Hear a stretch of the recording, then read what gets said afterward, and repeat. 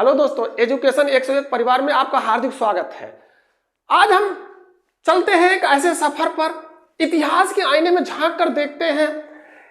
वैसे इतिहास के आईने में काफी चीजें हैं, लेकिन विशेष तौर पर आज के आईने के इस विशेष पन्ने में हम लोग देखते हैं मौर्य साम्राज्य का प्रशासनिक व्यवस्था। ऐसा क्या था कि मौर्य साम्राज्य, इतने विशाल साम्राज्य पर इतनी कुशलता के साथ शासन सत्ता चलाई गई हो। जैसा कि हम लोग जानते हैं कि 323 ईसा पूर्व में चंद्रगुप्त मौर्य ने मौर्य वंश की स्थापना की। उसके बाद उसका पुत्र बिंदुसार राजा बनता है, फिर अशोक महान साम्राट बनता है।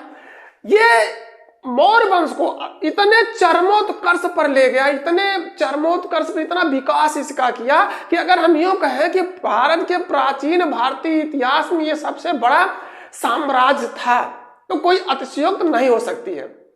इन सब चीजों को देखने के बाद सबसे पहले हमारे दिमाग में एक बात आती है कि इतने बड़े साम्राज्य पर जो शासन सत्ता चल रही थी, जाहिर सी बात है कोई ना कोई ऐसी प्रशासनिक व्यवस्था रही होगी जिसके माध्यम से एक राजा, एक केंद्र में बैठा हुआ राजा संपूर्ण प्रांत पर कुशलता के साथ शासन सत्ता चला रहा था। अगर हम मौर्य साम्राज्य की प्रशासनिक गतिविधि को देखें तो हमको लगेगा अरे ये तो बिल्कुल आज के ही जैसे जो है प्रशासनिक व्यवस्था उस समय उपलब्ध थी। इस मौर्य साम्राज्य की प्रशासनिक व्यवस्था की जानकारी के हमें जो स्रोत मिले हैं, कौटिल्य का अर्थशास्त्र, मेगास्थनीज की इंडिका, रुद्रदामन का जूनागढ़ अभिलेख या अशोक के शिलालेखों के माध्यम से ही हमको मौर्य साम्राज्य के प्रशासनिक गतिविधि की जानकारी मिलती है। ये जो मौर्यों की प्रशासनिक स्थिति थी, ये भारतीय प्रशासनिक इतिहास में एक महत्वपूर्ण स्थान रखता है। हम यूं कह सकते हैं कि यह भारत की प्रथम केंद्रीय शासन शक्ति प्रणाली का शुभारंभ था, या शुरुआत यहीं से केंद्रीय शासन प्रणाली की स्थापना। अभी जब हम लोग आगे देखेंगे तो हम खुद ही देखेंगे कि एक राजा है, वो सभी कार्यपालिका, न्यायपालिका और व्यवस्थापिका सभी को जो है अपने नियंत्रण में रखे हुए है और शासन संचालन बखूबी चला रहा है।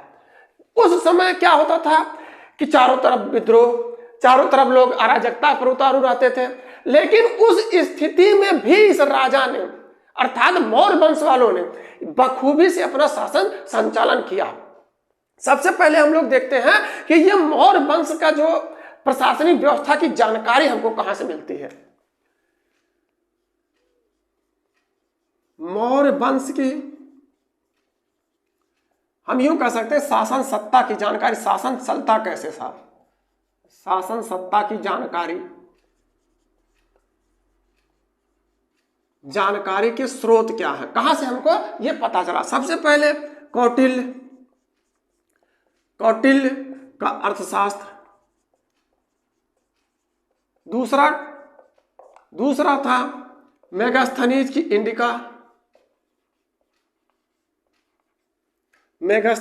इंडिका, तीसरा था शक शासक रुद्रदामन का जूनागढ़ अभिलेख, और आखिरी क्या था, अशोक के शिलालेख या अशोक के अभिलेख हम कह सकते हैं, अशोक के अभिलेख। इन सब प्रमुख चीजों के माध्यम से हम लोग जो है मौर्य वंश के शासन सत्ता या मौर्य वंश की प्रशासनिक जानकारी प्राप्त करते हैं।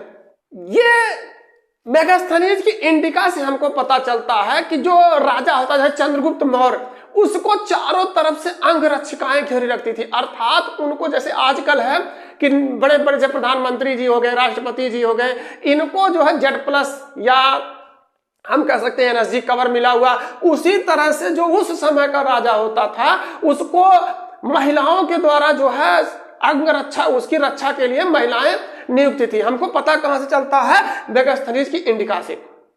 अगला अर्थशास्त्र से हमको यह पता चलता है कि ये जो मंत्री होते थे, मंत्री परिषद का गठन किया था राजा। देखिए उस समय राजा जो है, उस समय का राजा जो है एक मंत्री परिषद का गठन करता था। अर्थशास्त्र, कौटिल्य के अर्थशास्त्र से हमको पता चलता है कि ये राजा कि जो मंत्रिपरिषद का चुनाव होता था, मंत्री चुने कहा जाते थे, तो ये आमत्यों में से उपधा परीक्षण के माध्यम से मंत्री चुने जाते थे। मंत्री भी दो कैटेगरी के होते थे। इन जो विशेष मंत्री होते, जैसे हम लोग कह सकते हैं कि कैबिनेट मंत्री, एक कैबिनेट मंत्री होते हैं, एक राज्य मंत्री होते हैं, एक स्वतंत्र प्रभार वाले मंत्री होते हैं। तो इस तरीके से जो इनके प्रमुख मंत्री होते थे उनको 48,000 पण वार्षिक वेतन मिलता था। मौर्य काल में जो है 48,000 पण वार्षिक वेतन मिलता था। पण क्या है, जैसे आजकल हम देखते हैं कि रुपया है, उसी तरीके से मौर्य वंश की जो ये मुद्रा पण थी, इनको वार्षिक मिल गया। अर्थशास्त्र में जो ये प्रमुख मंत्री होते थे, अर्थशास्त्र में जो प्रमुख मंत्री है, प्रमुख मंत्री, उनको तीर्थ कहते थे। अर्थशास्त्र में जो ये प्रमुख मंत्री को तीर्थ शब्द से संबोधित किया गया है, तीर्थ कहा जाता था। इनकी संख्या 18 है, इनकी संख्या 18 तीर्थों की।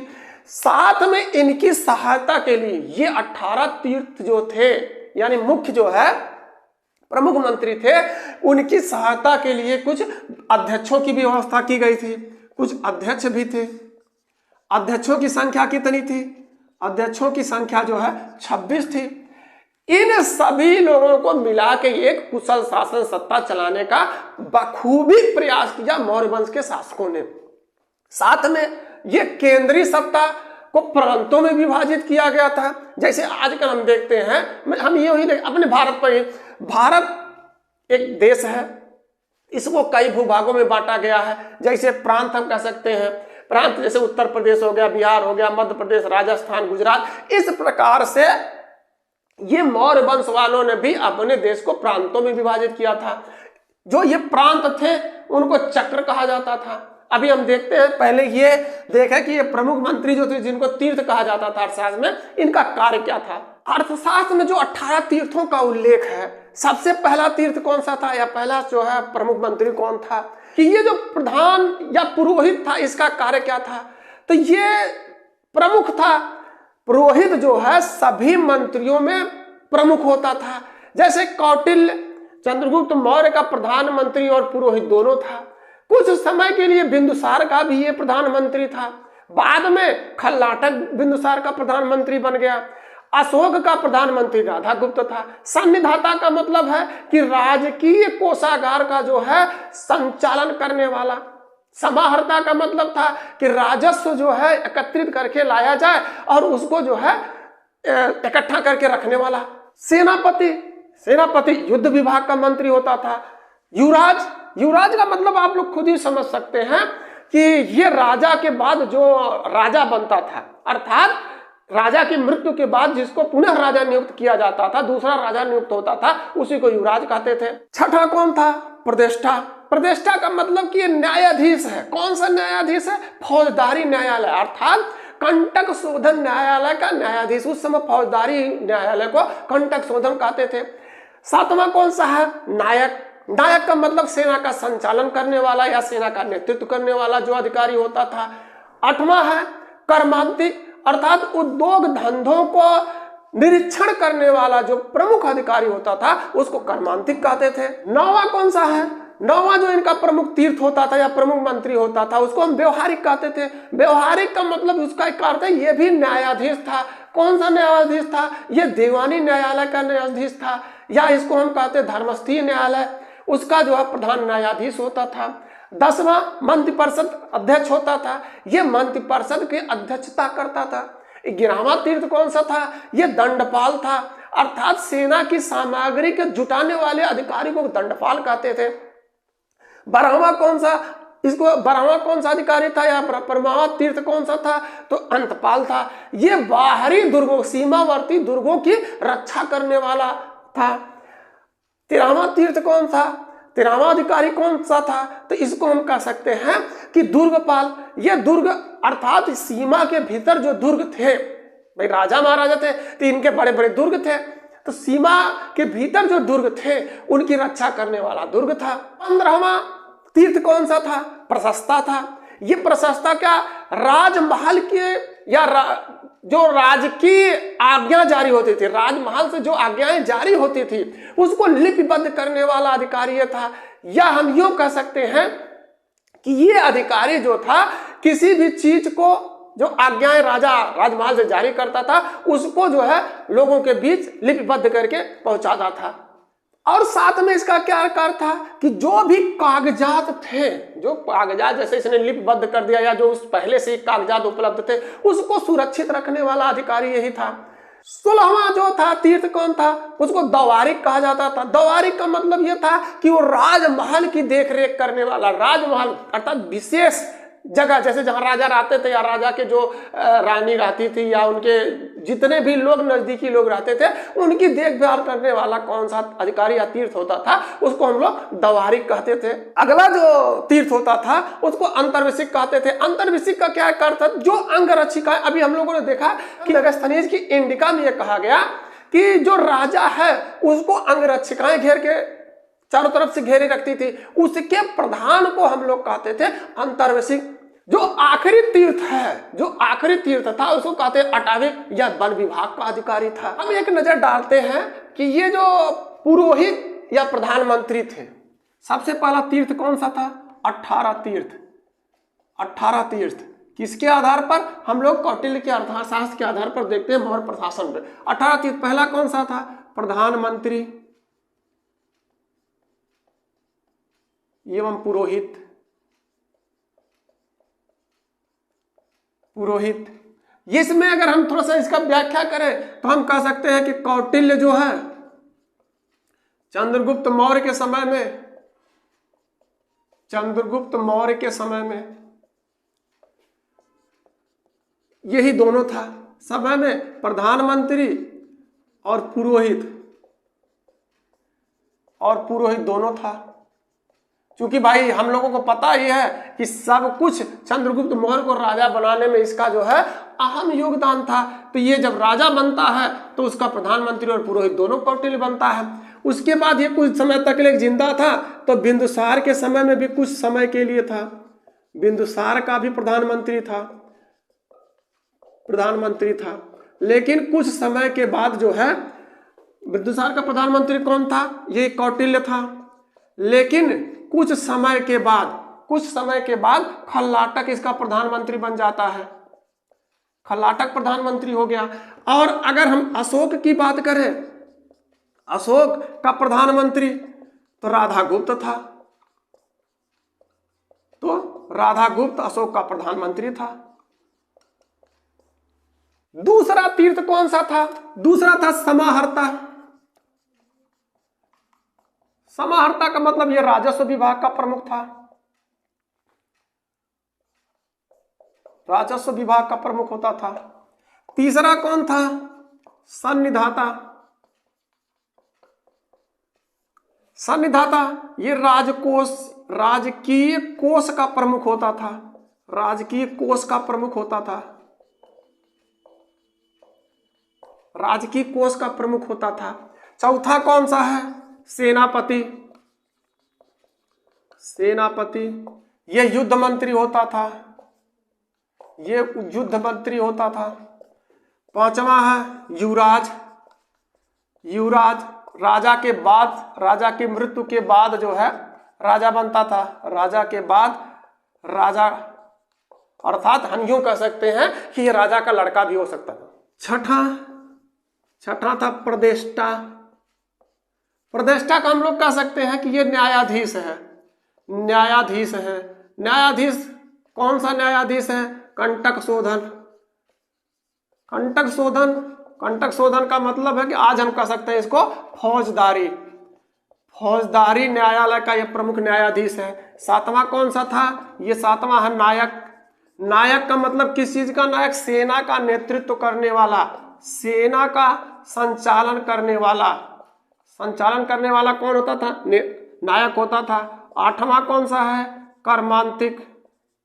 कर्मांतिक अर्थात उद्योग धंधे, जो कल कारखाने थे, उद्योग धंधों के निरीक्षण करने वाला प्रमुख अधिकारी, निरीक्षण करने वाला प्रमुख अधिकारी, करने वाला यह प्रमुख अधिकारी था। नौवां कौन सा है, ये व्यवहारिक।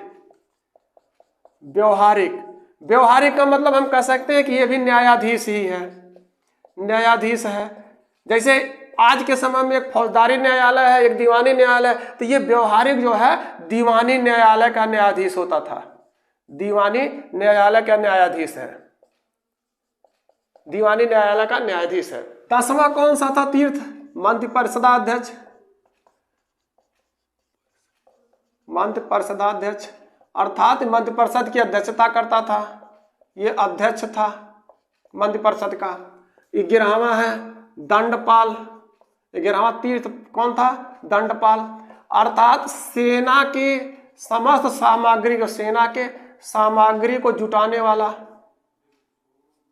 सामग्री को जुटाने वाला, जुटाने वाला। 12वां कौन सा? अंतपाल।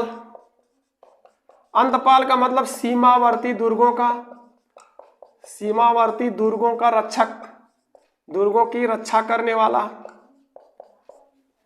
13वां तीर्थ कौन सा था? दुर्गपाल। सेम कार्य इसी का, जैसे ऊपर वाला अंतपाल सीमावर्ती दुर्गों का रक्षक था, दुर्गपाल यह सीमा के भीतर जो है, सीमा के अंदर जो दुर्ग थे उनका रक्षक था, रक्षा करने वाला। 14वां कौन सा था? नागरिक, अर्थात हम यूं ही समझ सकते हैं कि नागरिक कार्यों की देखभाल करने वाला था, नागरिक लोगों की देखभाल करने वाला था। 15वां तीर्थ कौन सा था? जो अर्थशास्त्र में 18 तीर्थों का उल्लेख है, 15वां तीर्थ कौन सा था? प्रशासता। ये राजकीय आदेशों को, राजकीय आदेशों को लिपिबद्ध करता था, आदेशों को लिपिबद्ध करता था। साथ में जो पुराने कागजात होते थे, जैसे राजकीय कागजात हैं, राजकीय कागजात हैं, उनको सुरक्षित रखता था। उनको सुरक्षित रखने वाला अधिकारी यही है, सुरक्षित रखने वाला अधिकारी यही है। अगला कौन सा है? 16वां दौवारिक।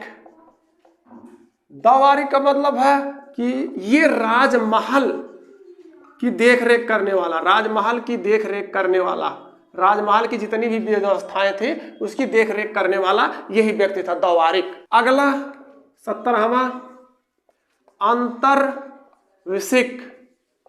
अंतर्विशिक का क्या आकार था? अंगरक्षक सेना का प्रमुख था, अंगरक्षक सेना का प्रमुख अधिकारी है, ये प्रमुख अधिकारी है।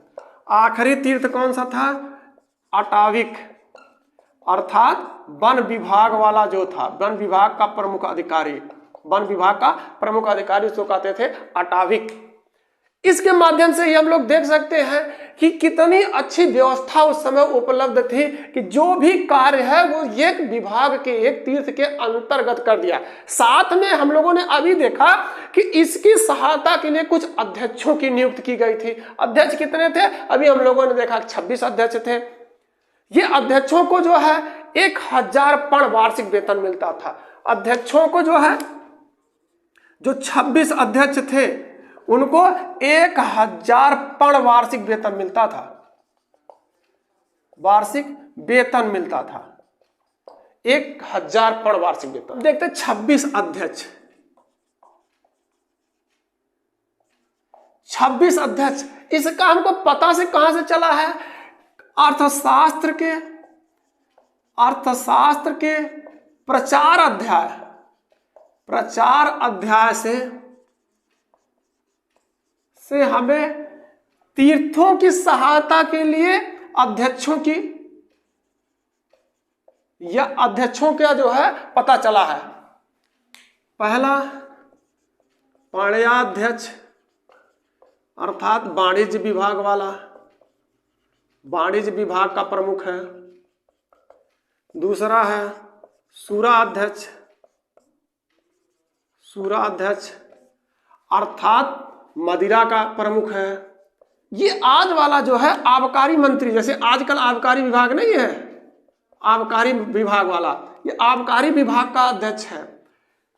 तीसरा था सूनाध्यक्ष। सूनाध्यक्ष का मतलब है कि ये बूचड़ खाने का प्रमुख होता था, बूचड़ खाने का अध्यक्ष है। चौथा, गणिका अध्यक्ष, अर्थात ये गणिकाओं का प्रमुख होता था, गणिकाओं का प्रमुख है। अगला, सीता अध्यक्ष, अर्थात कृषि विभाग, कृषि मंत्री आज वाला, कृषि विभाग इसके अंतर्गत था। छठा था अकरा अध्यक्ष,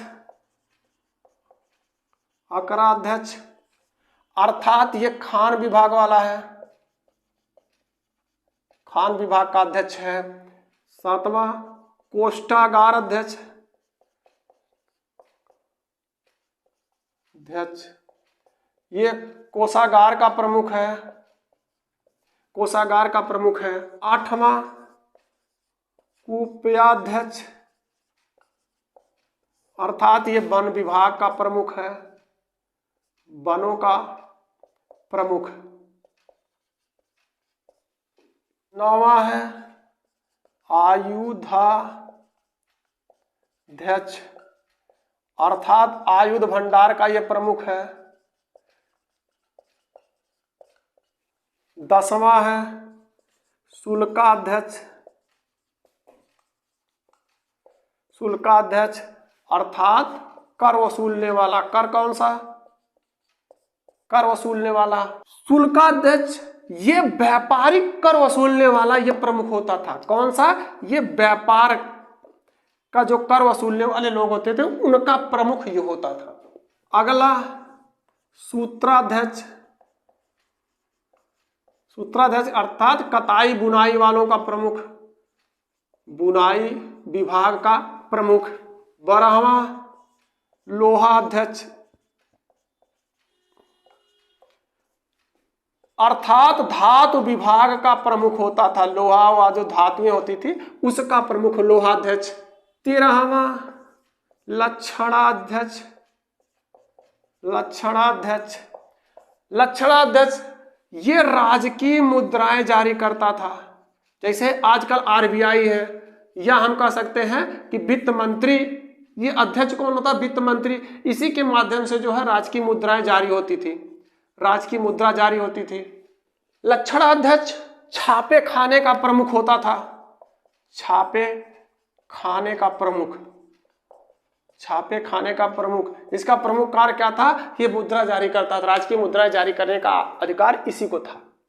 14वां, गो अध्यक्ष, गो अध्यक्ष हम खुद ही समझ सकते हैं कि पशुपालन मंत्री है, पशुपालन विभाग इसके अंतर्गत है, इस आज का पशुपालन मंत्री। 15वां है विविता अध्यक्ष, विविता अध्यक्ष ये चारागाहों का प्रमुख होता था, चारागाहों का प्रमुख है। इसका कार्य क्या था, जैसे कुओं का निर्माण करवाना इसकी जिम्मेदारी है, कुओं का निर्माण कराना या तालाब बनवाना। साथ में इसका क्या कार्य था कि जो राहगीर हैं, जो रास्ते में लोग जा रहे हैं, उनकी सुरक्षा की जिम्मेदारी इसी की होती थी, सुरक्षा की भी जिम्मेदारी इसी की है। 16वां, मुद्रा अध्यक्ष अर्थात पासपोर्ट विभाग, पासपोर्ट आज वाला, जैसे लोग विदेश जाने के लिए पासपोर्ट बनवाते हैं उसी तरीके से वहां की व्यवस्था थी, मुद्रा अध्यक्ष उसको कहते थे। 17वां था नवाध्यक्ष अर्थात जहाज रानी, जहाज रानी विभाग का अध्यक्ष होता था, ये जहाज रानी विभाग का प्रमुख है। 18वां है पत्तनाध्यक्ष, ये बंदरगाहों का प्रमुख है, बंदरगाहों का प्रमुख था ये। 19वां संस्थाध्यक्ष, संस्थाध्यक्ष ये व्यापारिक मार्गों का रक्षक। 20वां था देवता अध्यक्ष अर्थात ये धार्मिक विभाग का प्रमुख है, धार्मिक मामलों का प्रमुख होता था। 20वां है पोतवा अध्यक्ष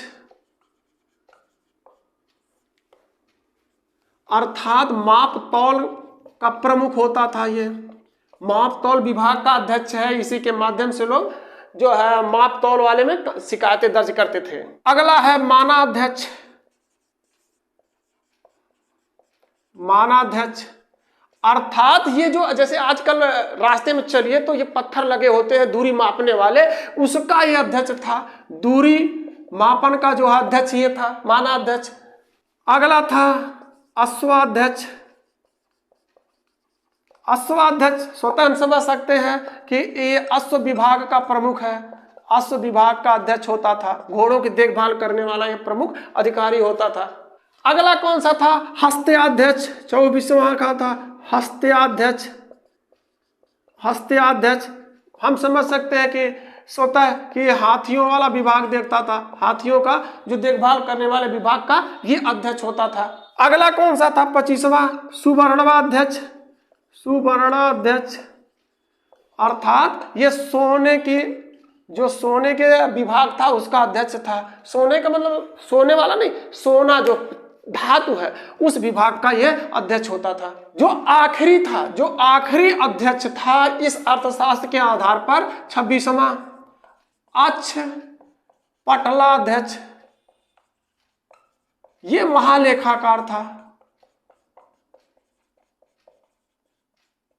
महालेखाकार था। इस तरीके से हम लोग देखते हैं कि ये जितनी भी व्यवस्थाएं थी, जैसे आज हम लोग देखते हैं उसी तरीके से मौर्य वंश वालों ने भी इसकी व्यवस्था की थी। इन अध्यक्षों को भी हम लोगों ने पीछे देखा कि 1000 पण वार्षिक वेतन मिलता था। साथ में ये जो साम्राज्य था इसको प्रांतों में विभक्त किए थे। जैसे प्रांतों में विभक्त कर दिए थे। प्रांतों को क्या कहते थे? चक्र कहते थे। इसका जो है प्रांतों का प्रमुख जो होता था, जैसे आजकल मुख्यमंत्री होता है, उस समय ये राजवंश से संबंधित कोई आदमी इसका शासन सत्ता स्थापित करता था। वायसराय रूप कहते थे। ये वायसराय रूपी अधिकारी होता था। वायसराय रूपी एक अधिकारी होता था जिसके माध्यम से प्रांतों का जो है शासन सत्ता संचालित होती थी। फिर ये प्रांत जो थे, जैसे आज है कि एक प्रदेश हो गया, प्रदेश में क्या होते फिर मंडल बन जाता, मंडल में विभक्त था। सेम उसी तरीके से उस समय भी ये जो है मंडलों में विभक्त था। मौर्य वंश का शासन सत्ता जो प्रांतों के बाद इसको मंडलों में विभक्त किया गया था। इस मंडल का जो प्रधान अधिकारी होता था उसको महामात्य कहते थे। महामात्य कहते थे, या इसको ये कह सकते थे प्रतिष्ठा भी कहा जाता था, या इसको प्रादेशिक भी कहा जाता था। ये जो मंडल का प्रमुख अधिकारी होता था उसको महामात्य, प्रतिष्ठा या प्रादेशिक भी कहा जाता था। अब ये मंडल, जैसे अब मंडल के बाद हमारे यहाँ क्या है? जिला है। तो वैसे इनका भी था। मंडल के बाद इन लोगों ने इसको विभक्त किया था जिले में, जिसको आहार या विषय कहा जाता था। आहार या विषय कहा जाता था। जैसे आजकल हम लोग जिला कहते हैं, उस समय इसको आहार कहा जाता था या विषय कहा जाता था। इसका प्रमुख कौन होता था? यह विषय पद इसका प्रमुख होता था। विषय पद, इसकी सहायता के लिए जो है एक स्थानिक होता था। एक स्थानिक भी होता था। स्थानिक का कार्य क्या था कि राजस्व वसूलता था। राजस्व विभाग का जो है कार्य करने वाले को स्थानिक कहते थे, जो ये विषय पद के अधीनस्थ था। इस स्थानिक के अंतर्गत जो स्थानिक था, स्थानिक जैसे ये हम कह सकते हैं कि तहसील वाला है, ये जो ब्लॉक का प्रमुख है, उस तरीके से ये वो समय व्यवस्था थी। इसके नीचे कौन होते थे? इसके नीचे गोप होते थे। गोप क्या करते थे? 10 से 15 गांव के ऊपर जो है ये लोग अपनी शासन सत्ता स्थापित करते थे। अर्थात व्यवस्था करने वाला 10-15 गांव के ऊपर शासन सत्ता स्थापित करने वाला ये गोप होता था। इस तरीके से मौर्य वंश की जो शासन सत्ता संचालित होती थी। साथ में कुछ अधिकारी भी थे। अभी क्या इतना हम लोगों ने देखने के बाद भी जो कुछ बचा हुआ था वो अधिकारियों का कार्य था। अधिकारी कौन से थे? जैसे आमत्य थे, अग्रमात्य थे, महामात्य थे, प्रतिष्ठा थे। इस प्रकार से कई अधिकारियों के समूहों के साथ ये लोग अपनी शासन सत्ता स्थापित करते थे।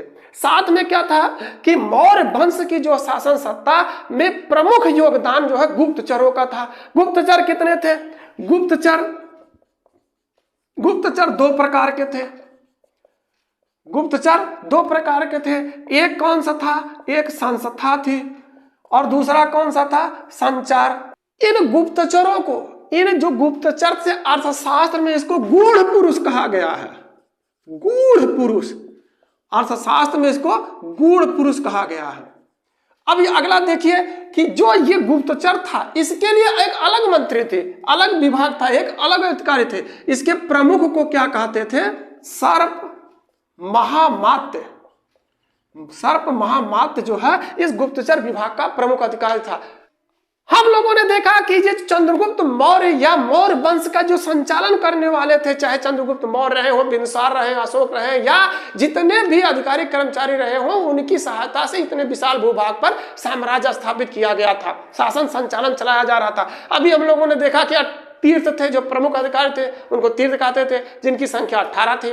उनकी सहायता के लिए 26 अध्यक्ष बना दिए गए।